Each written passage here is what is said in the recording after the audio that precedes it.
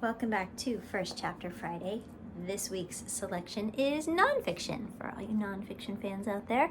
This is called One Long Line, Marching Caterpillars and the Scientists Who Followed Them by Lorre Griffin Burns, illustrated by Jamie Green, and published by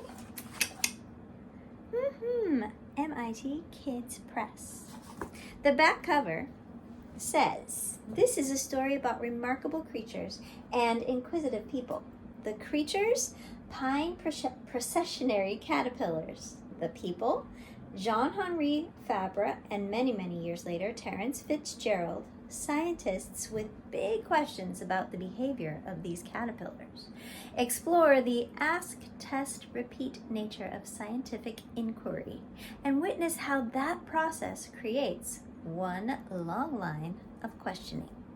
Here is chapter 1 of One Long Line. The illustrations are just so beautiful. One Long Line. Introduction. This is a story about unusual caterpillars, curious people, and fascinating conversations. The caterpillars are called pine processionaries. Pine because they live in pine trees, and processionary because wherever they go in long single file lines.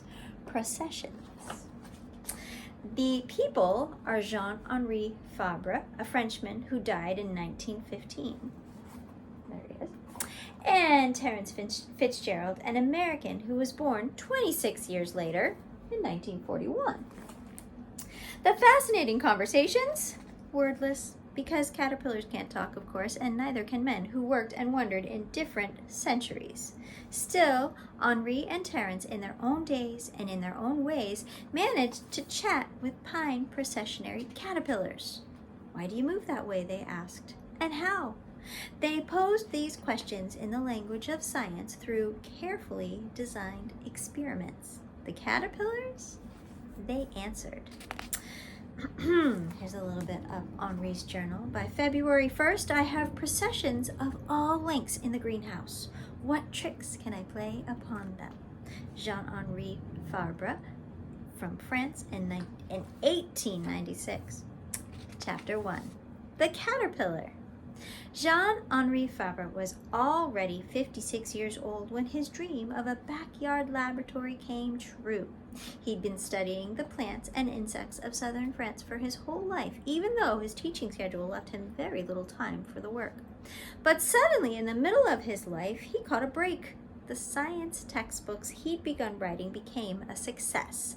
The money he made was enough to buy a house with a yard. Henri knew just what he wanted to do with that yard. Let it go wild.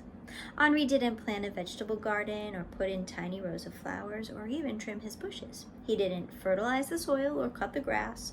He did nothing at all that would make his yard pleasant for people. Instead, he let thistles and couch grasses take over the red pebbly earth. He encouraged a thicket of brambles, and he welcomed the wasps and beetles and flies and ants and butterflies and moths that came to live. The pine processionary caterpillars that moved into Henri's yard didn't know they would be part of his science experiments. They knew only what all caterpillars know: how to hatch from an egg, how to eat leaves, and how to molt, pupate, and eventually emerge as adult moths. Caterpillars live out this life cycle instinctually. They don't have to think about it. They just do it. Once some of them began doing it in Henri's yard, he launched a study of the pine processionary life. In the fall, Henri watched female pine processionary moths lay hundreds of eggs on the needles of his pine trees. When those eggs hatched, Henri watched the caterpillars that emerged munch on pine needles. He saw them weave nests at the tops of trees. He noticed that the caterpillars ate all the needles near their nest first, and so were eventually forced to travel farther and farther to find pine needles for dinner. Henri took notes as they lined up to march. "Where the first goes, all the others go," Henri wrote of the processions.